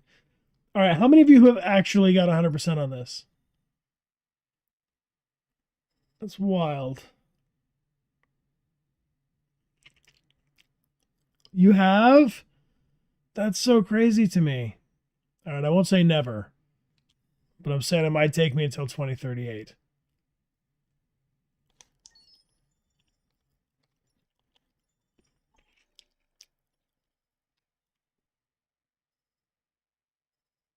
So there's different entry points into this one.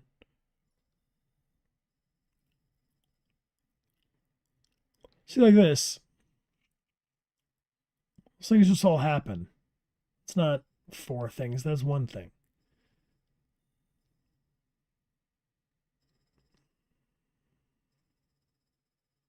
But I guess is the question beats. I see.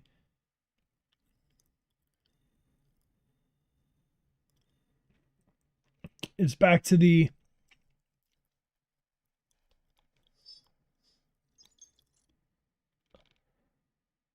action, event, action, event.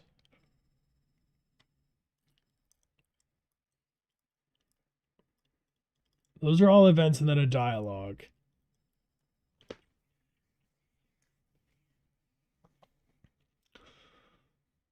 Event, action, dialogue.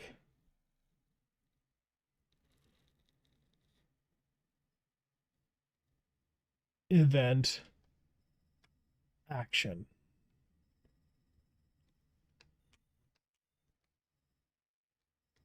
Action or event. What's the difference between an action, event? Action, you're doing an event happens to you.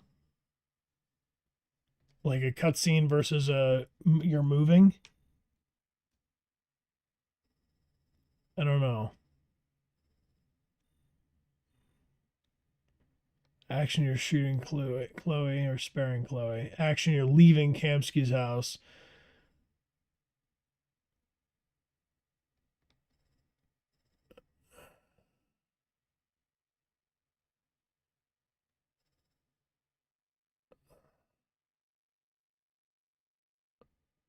Actions have consequences, right? An event just happens and doesn't have a consequence directly. Just as the next thing. So this is like, and so on and so on and so on.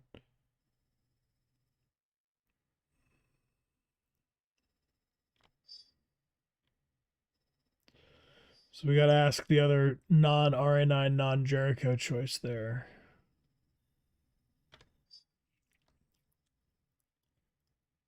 But it's binary ending. Comes in with a binary arrival point too.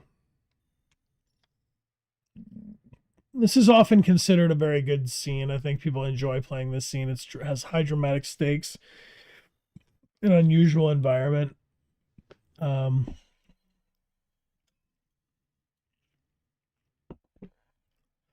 See a lot of action there, and then a big action with an important dialogue choice.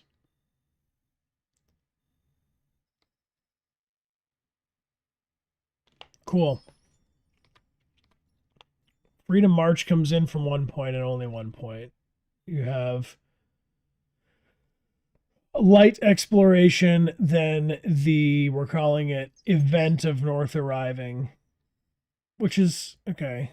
And then this happens. And then we have the relationship meter / what are we? It's like a microcosm on do we like North?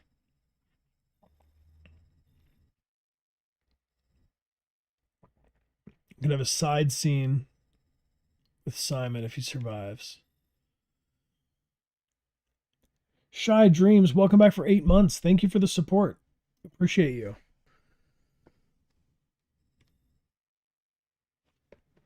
Just out of curiosity, I gotta reload this thing here.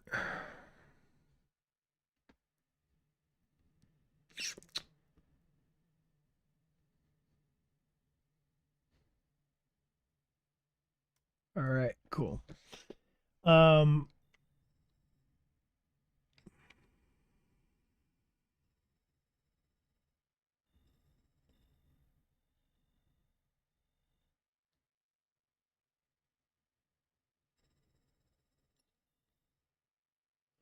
So each of the scenes definitely have a clear momentum. I mean, they're definitely going in one direction.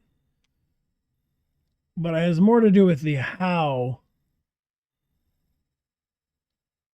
the outcome comes to be, right?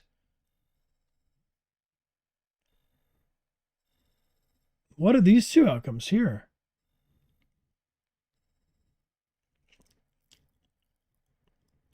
Oh. The darkest timelines. Oi.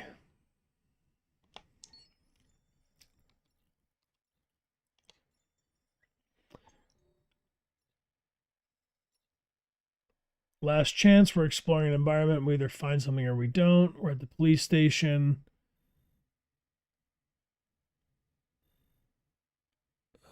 Connor either goes straight through,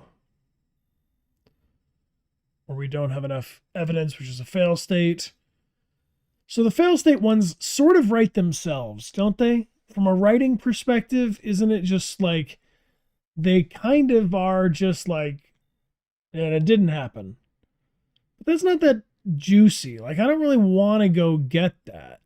If I got that when I played through the first time, I'd want to like fix it and go through this way. But it's just interesting as far as like replayability goes. And I'm not being harsh on the game because it's been 8 years. So it's been we've replayed it a lot in eight years. But I'm just, yeah, fail state's necessary to give weight to the success for sure. For sure. It's like the sand trap. Like nobody wants to go play through and get stuck in the sand trap, but you have to have it. Otherwise it doesn't work. It's just so only if you're in the 100%ing. And if you're into the business of 100%ing, you know you're going to have to do some stuff. It's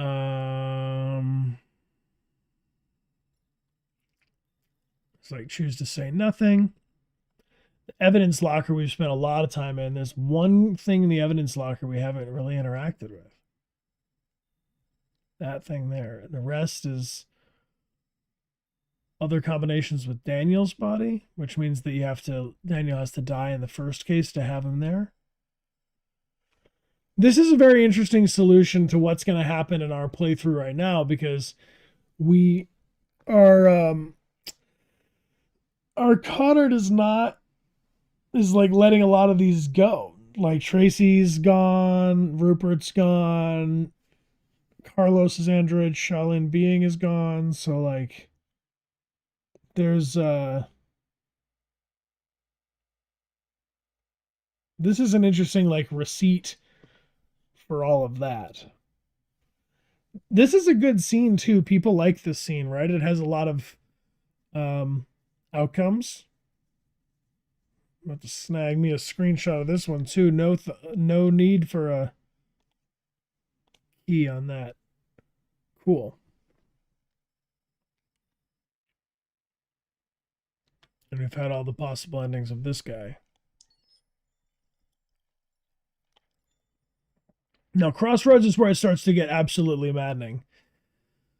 45%, and it's got multiple characters. So it's the similar kind of thing happening, but now they're all happening simultaneously. And this is where it gets mind melding. Like, you gotta be...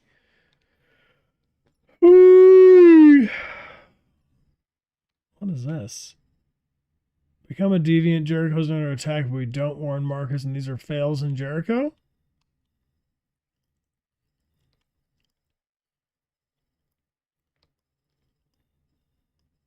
Oh my gosh, this one has so much action, like so many moving beats. What is this?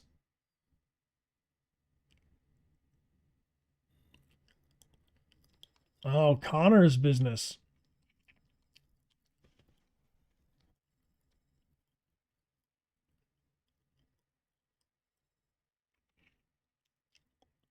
Connor does many things.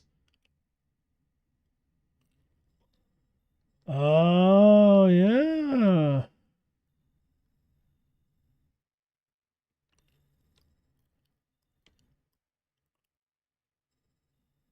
Connor does many things. Well, we got to go do that. He does what Marcus does, basically. Yeah, I get it. I've never done that path. Well, that would be interesting. That's the first, like, bit that I'd be like,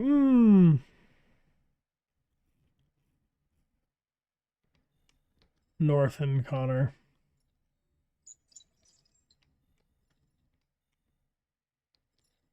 This is really melting my brain to look at all this so much, but I want to do it. All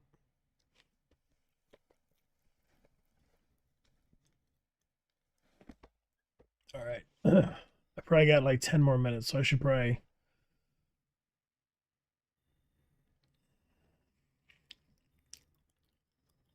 Wow.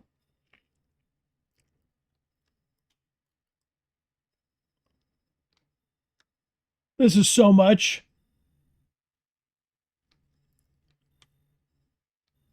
Yeah.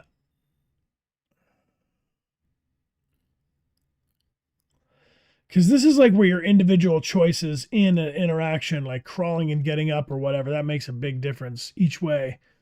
Wow.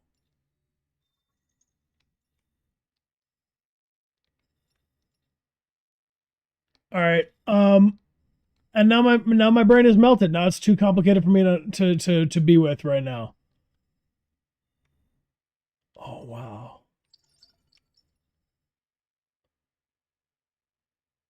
All right, I think I'm looping.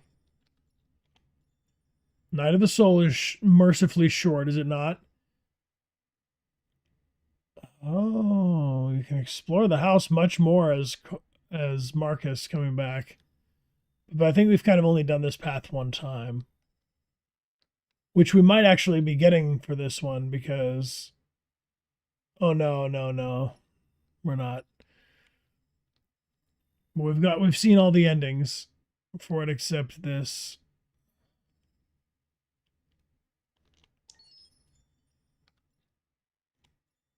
No.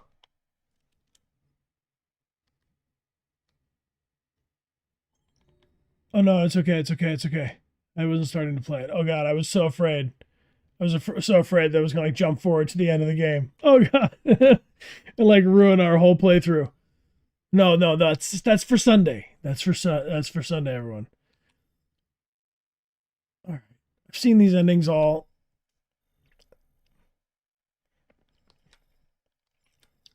These are all big permeations off the other one. Oh my goodness. All right, this is above my attention for right now. This can't be. So what I'm learning is that I need to establish a key for specific actions. This gray box like room flowchart thing is very helpful for breaking up the segments.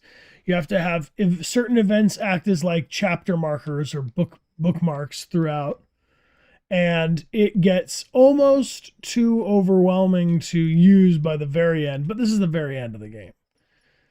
So, oh, look at all these tasty endings we've never seen. These are all terrible endings. All dark sadness that way, I think. Everything past here, yeah.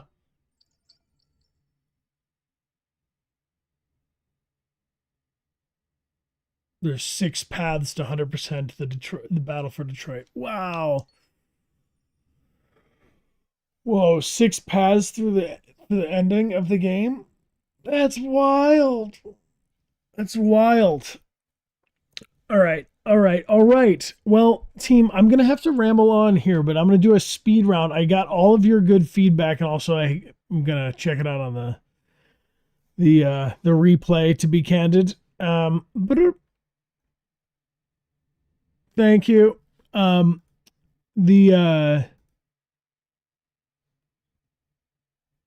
Oh, I definitely am not. I don't need to do it this way. I definitely don't need to make it exactly like. But I'm learning from the best, right? Yeah, I read on the TikTok chat sometimes when the time is right. But the real party's here on Twitch.tv/Dechart Games. So if you want to drop a follow, come on over right now. Do what's right. Join us and come on this adventure with us. AU Firefox, thank you very much for the nice messages. Thanks for joining. And all right, I'm gonna read through, and I want to get your hype meter. You type the name of the game when I type it into the or when I say it. If you like it, type it. Okay. Let's look at this. We're gonna go for this reactions here. Yeah, you could say Dechart for sure. Deck like art. You're making art on the deck. A deck of cards and they're all hearts. Dechart. False Security, welcome back for 40 months. Thank you kindly. And also thank you to those of you who've ordered your prints upon our dechartgames.com. All of the proceeds from the prints are going to the development of our game, of course. This is our game development plan number 1, is to involve all of you good folk in the project as much as possible. Up you can on our Discord, we have a bunch of awesome responses to this as well, and some further discussion, which is really cool. Here's a little speed round. I see Until Dawn, Heavy Rain, Walking Dead, Until Dawn, Heavy Rain, Until Dawn, Until Dawn, Heavy Rain, Until Dawn on the Quarry, Heavy Rain, Life is Strange, Until Dawn, Until Dawn, Until Dawn, The Walking Dead, Until Dawn, Heavy Rain, Until Dawn, The Walking Dead, Life is Strange, True Colors, Walking Dead, Until Dawn, Heavy Rain, Until Dawn, Heavy Rain, of course. Heavy Rain, Until Dawn, Beyond Two Souls, Heavy Rain, Life is Strange, Heavy Rain, The Quarry, Until Dawn, Until Dawn, Life is Strange, Indigo Prophecy, Heavy Rain, Life is Strange, Until Dawn, The Walking Dead, Heavy Rain, Until Dawn, Heavy Rain, Until Dawn, Wolf Among Us, Until Dawn, Heavy Rain, Wolf Among Us, Heavy Rain, Wolf Among Us, Until Dawn, Heavy Rain, Until Dawn, God of War, The Quarry, Directive 8020, we will continue. Until Dawn.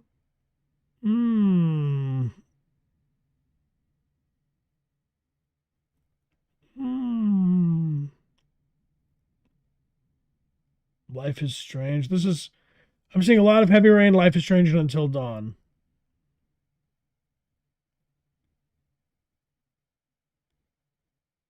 As I go faster now, it's Heavy Rain, Until Dawn.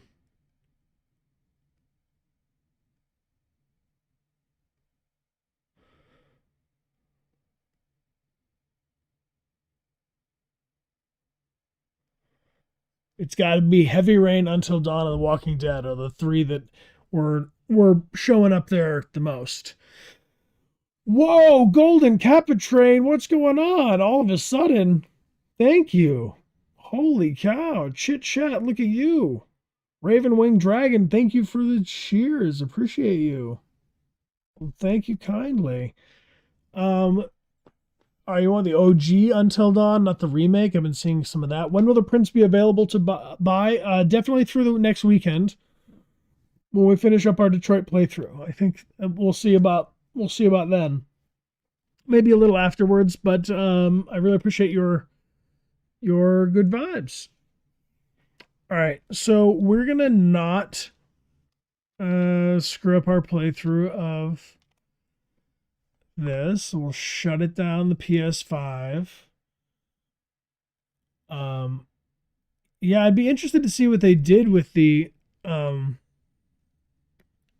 remake. I don't think we played it as a remake. I think we just played it as itself. But my friends, it is going to be time for me to ramble on. What are the major takeaways? Major takeaways are that there's action or events that are benchmarks of this happens and then this happens and then this happens. There are sections, there are rooms that can be more or less thoroughly explored. There are dialogue choices inside of key story beat actions that determine outcomes. And there are actions that determine outcomes. Choices that the investigation and stuff does only sometimes unlock a clue that has an effect in a different chapter. We didn't need the linear nodes, but they might have needed them, I'm thinking, graphically to space it all out. That's my guess. Is in order to have enough room to type the thing they needed to type in bigger sections, I think that there was more or less detail in the little bit of the nodes to the sides to just make it look pretty. And I do think that chart looks pretty.